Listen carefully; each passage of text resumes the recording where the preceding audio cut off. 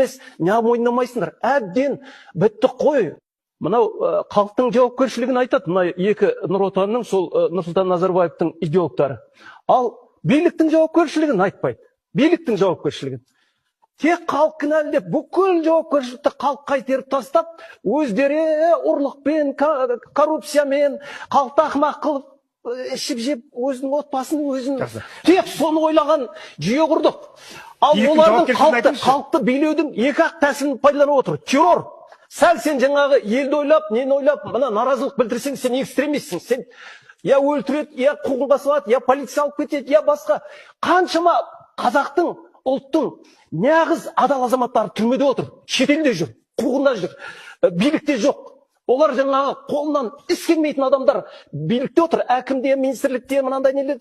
Ал қолынан іс келетін немелер қара жұмыста, әйтпесе былай төңкеріп қойдықтар мына.